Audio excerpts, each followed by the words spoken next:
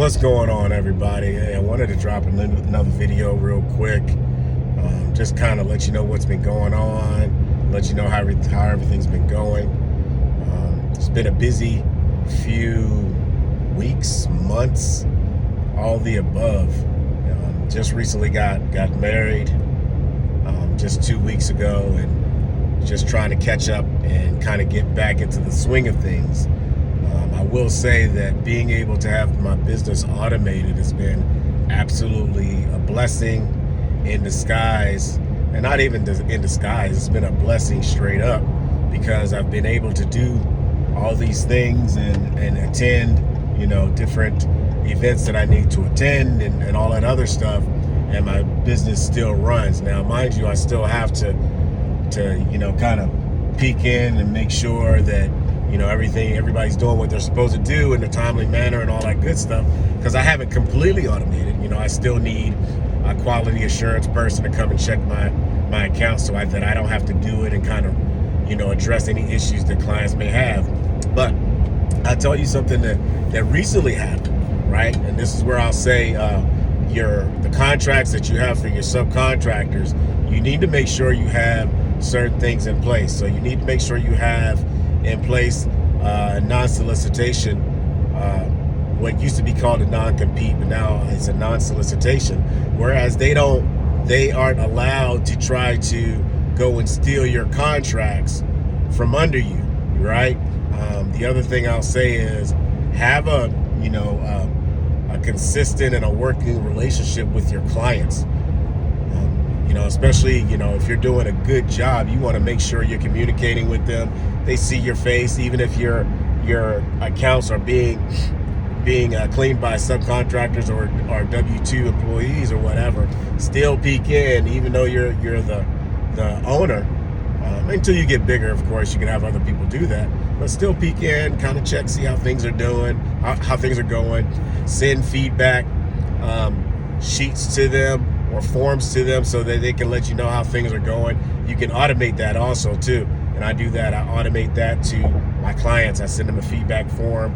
They fill it out for the most part. And then, I can know if there's any issues if I don't get to kind of go over there on a consistent basis. But let me tell you what happened, right? So I went to have a meeting with one of my bigger clients, one of my bigger accounts. And we have a real good relationship. She checks on my daughter, because my daughter just joined the military.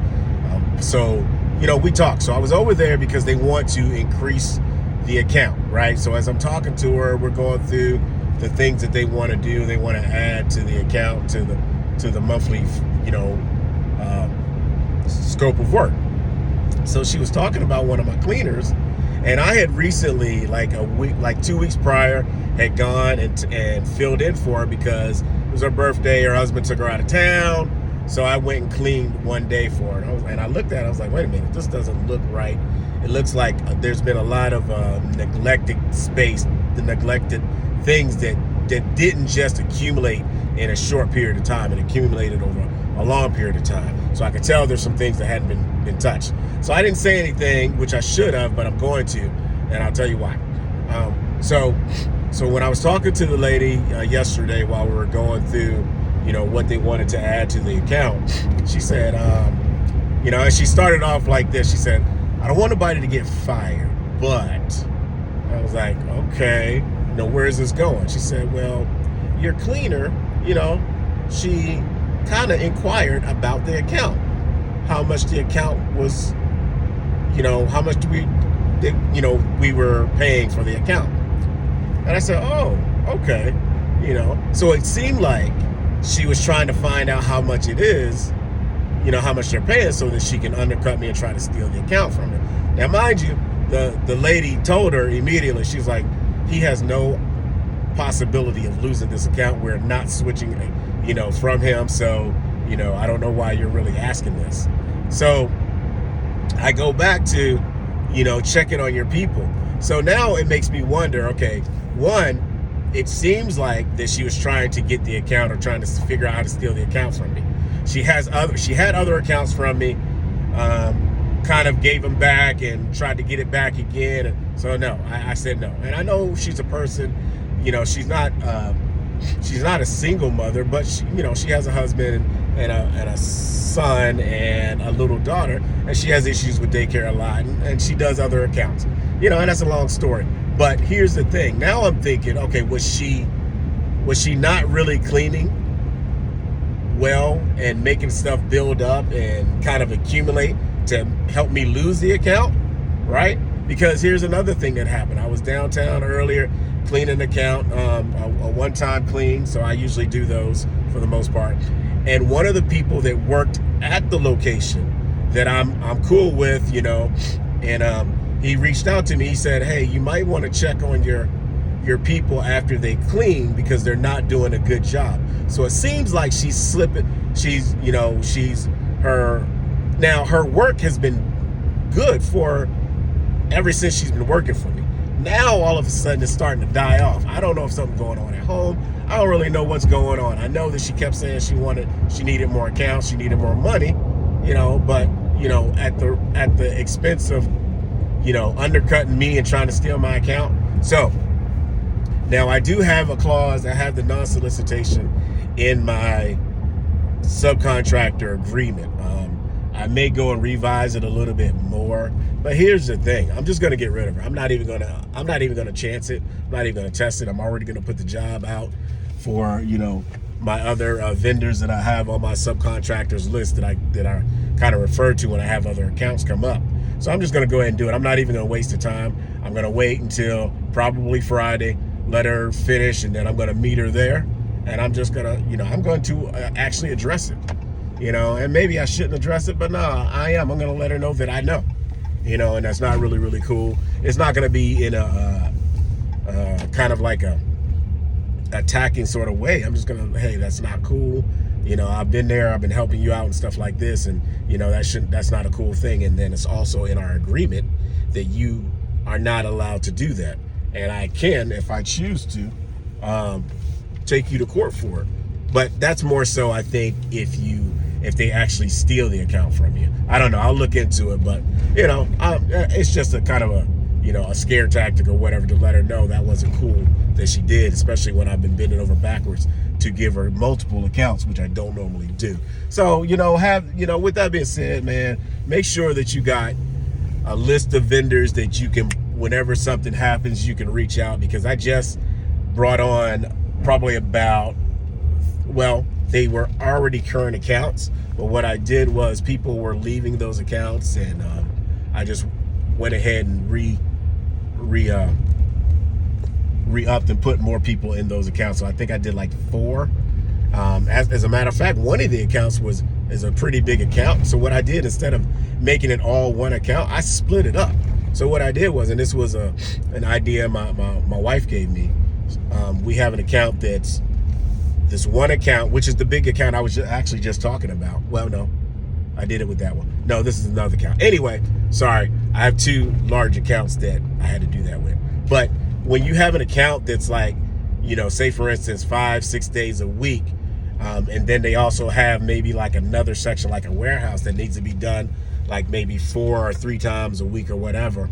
Instead of making it all one account, I split it into 2 separate accounts. You know, one person takes the Monday, Wednesday, and Friday clean. Another team takes the Monday through Friday clean. Then with my apartment complex, instead of making it a Monday, Wednesday, and Friday, because it's like 22 buildings, I broke it up.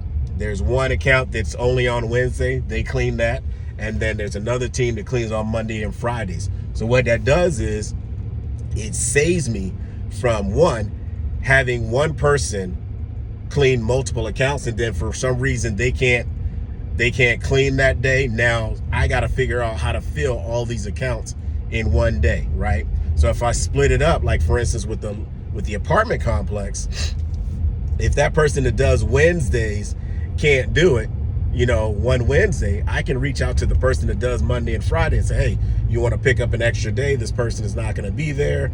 Can you clean, right? So it doesn't fall on me. So that's just the way I figured out on doing it, splitting those accounts up, have multiple people in an account. It brings down the kind of the monthly fee or rate that you end up paying the subcontractor. But what it also does is it doesn't lock them in to, 4 or 5 days a week repetitively, it gives them the opportunity to kind of get more accounts, if they want to. So it's just something that I do, and that we just kind of started implementing to kind of take some pressure off of me when people aren't able to show up.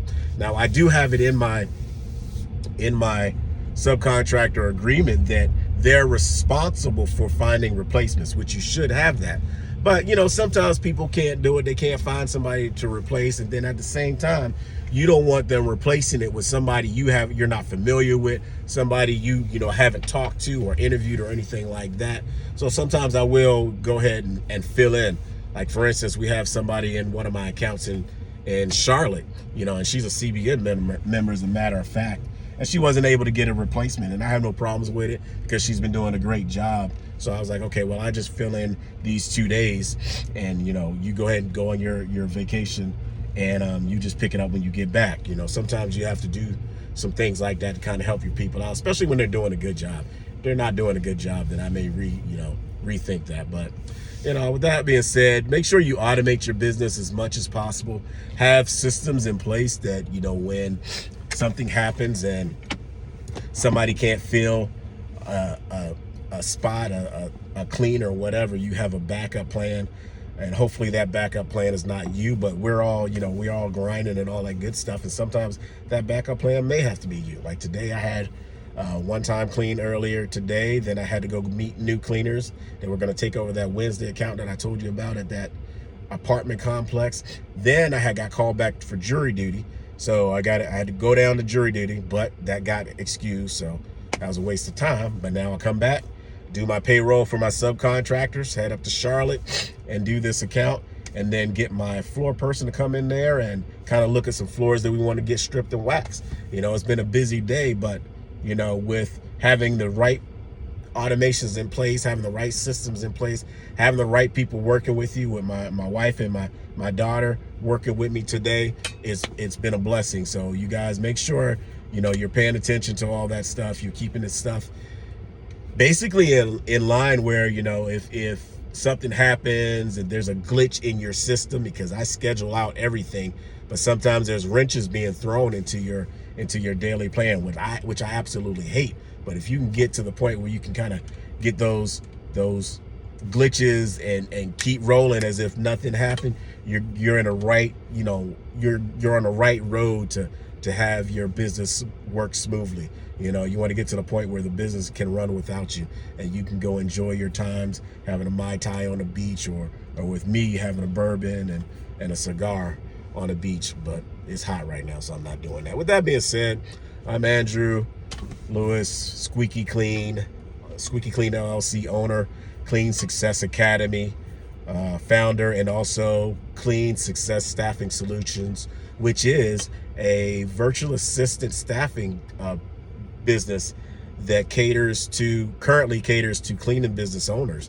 And what they do, and I'm gonna say that before I get off, what we do is we provide virtual assistants that are familiar with the cleaning business industry, that are overseas, so it's a much cheaper rate. We train them in the ins and outs, not everything, not experts in being able to run a CRM for a cleaning business, but they are familiar with the lingo, with the jargon. They're familiar with the policies and the procedures for the most part.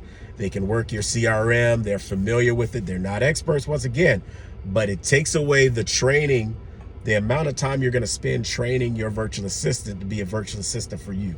We found out 9 times out of 10, and sometimes 10 times out of 10, cleaning business owners don't know how to hire virtual assistants. They don't know how to train virtual assistants. They don't know how to manage virtual assistants. Well, Clean Success Staffing Solutions does all of that for you. All you have to do is let us know what you're looking for, whether it be a cold caller, appointment setter, administrative assistant, salesperson, anything like that. We have that for you. We have virtual assistants that are ready to go right now. 2 of them just completed their training course, so they're ready to get started. So definitely look up Clean Success Staffing Solutions.